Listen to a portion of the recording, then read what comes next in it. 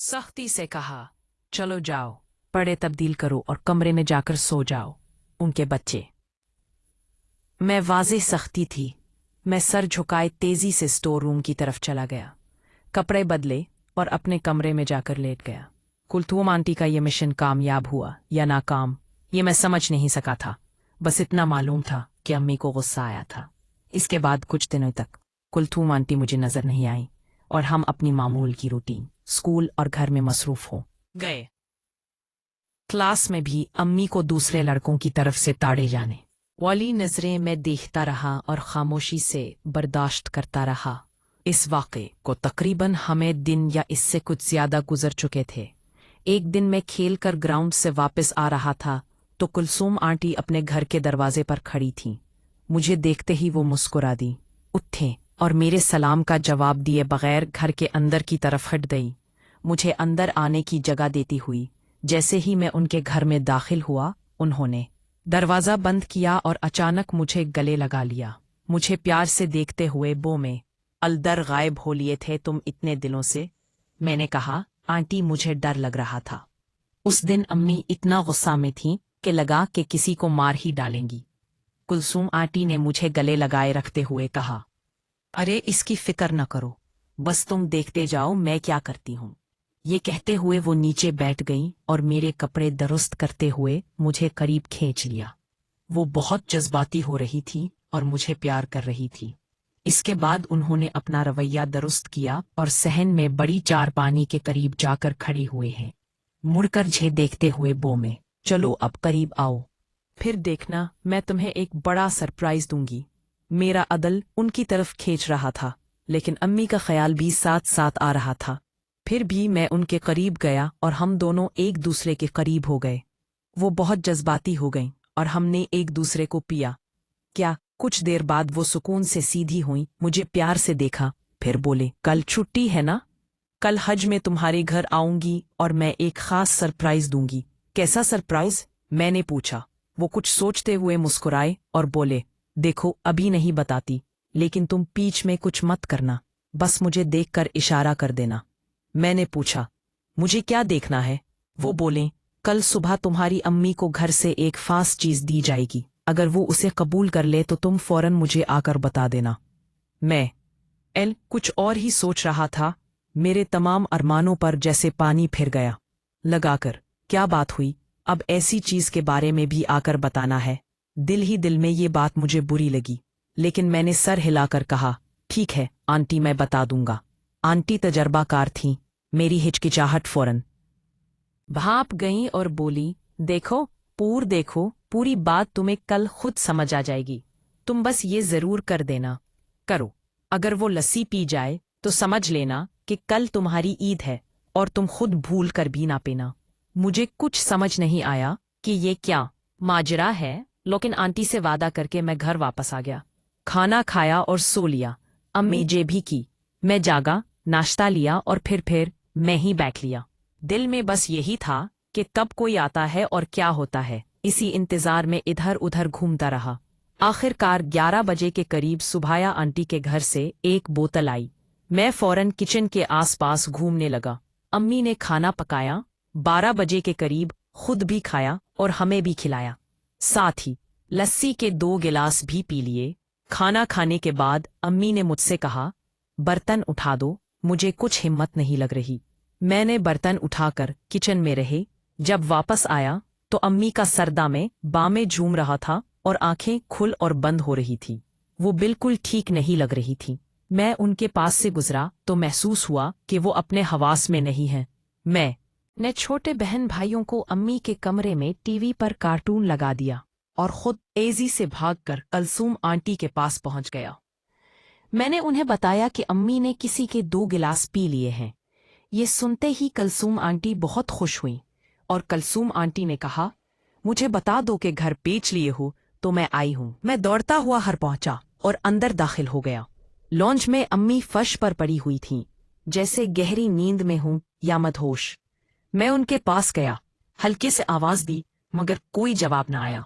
फिर बाजू से हल्का सा हिलाया तो भी कोई हरकत न हुई। मैं अभी उनके पास बैठा ही था कि दरवाजे पर दस्तक हुई। मैं दरवाजा खोलने गया तो कलसूम आंटी खड़ी थीं। दरवाजा खोलते ही वो अंदर आई और पूछा, कधर से वो नेक सरवसन? मैंने परेशानी से कहा, लॉन्च में है ले हुई होती।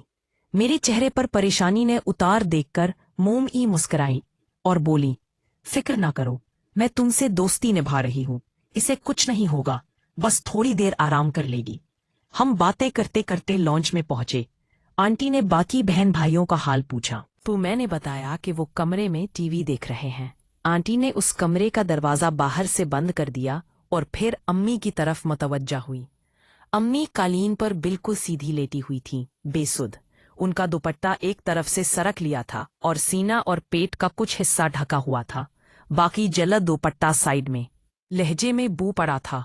कलसूम आंटी ने अम्मी की तरफ देखा, फिर मुझे देखते हुए सख्त बोली, बड़ी शरीफ बन रही थी तेरी माँ। ये कहते हुए उन्होंने अपनी चादर उतारी और एक तरफ फेंक दी। मैं जल्दी से उनके करीब गया और सरगोशी में कहा, आंटी आहिस्ता भी ले, अम्मी जाग जाएंगी। वो मुस्कुराए और बोली, फिक्र ना करो, इस पर पूरा मोहल्ला भी शोर मचा दे तो ये नहीं जागेगी। किसी में कुछ खास चीज मिली हुई थी। मैंने हैरत और नाराजी से पूछा, आसी आपने ऐसा क्यों किया? अम्मी लो ऐसी चीज क्यों पिलाई? ये बात मुझे बहुत बुरी लगी थी, इसलिए मेरा लहजा खुद बखुद सख्त हो गया।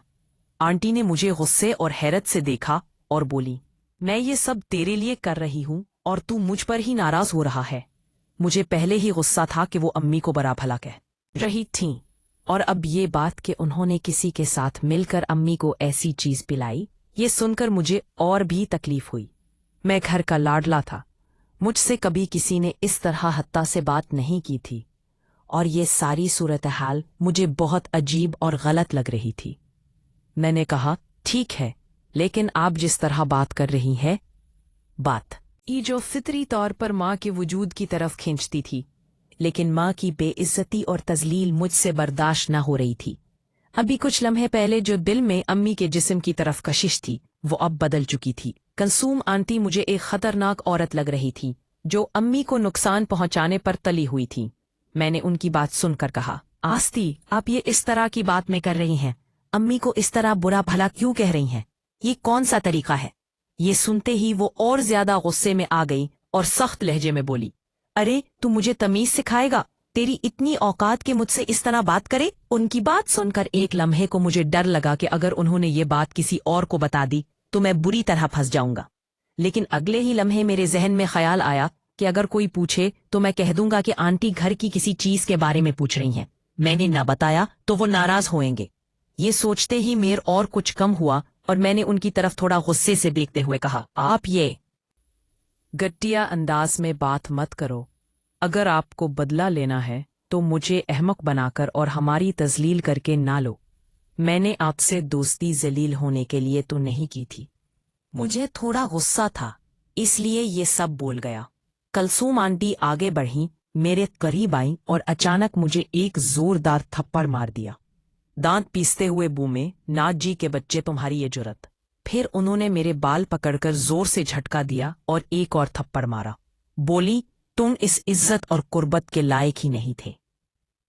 कहते हुए उन्होंने मुझे जोर से धक्का दिया, जिससे मैं अम्मी के ऊपर जा गिरा। कलसूम आंटी ने मुझ पर गुस्से और नफरत भरी निगाह डाली, अपनी चादर उठाई और सख्त लहजे में बोली, अब सारी उम्र अकेले ही रहना। तुम इस काबिल नहीं थे कि तुम्हें वो खुशी दूं जो दे सकती थी। मैं उनसे उम्र में बहुत छोटा था, गुस्सा तो बहुत था, सीन में ये भी जानता था कि उनका मुकाबला नहीं कर सकता। इसलिए फर्श पर पड़े पड़े ही मैंने दांत की तरफ देखते हुए कहा, दफा हो जाओ, अपनी बुरी शक्ल लेकर मेरे घर से निकल जाओ। तुम दोस्ती के लायक नहीं थी, गलती मेरी थी, इसलिए तुम दफा हो जाओ।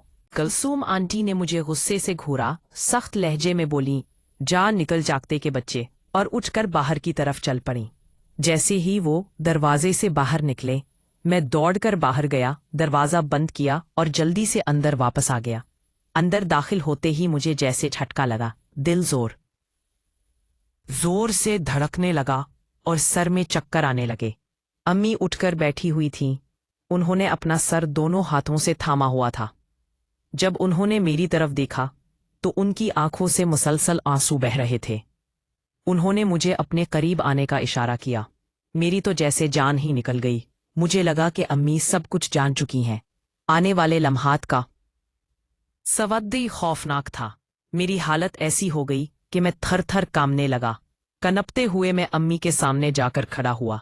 उन्होंने मुझे फर्श पर बैठने का इशारा किया और खुद नजरें नीची करके देखती रहीं। मैं भी चुपचाप उनके सामने बैठ गया, फर्श को घूरने लग गया। कमरे में एक गंभीर और भारी खामोशी छा गई थी। कुछ देर इसी सन्नाटे में गुजरने के बाद अम्मी ने आहिस्ता से खामोशी तोड़ी।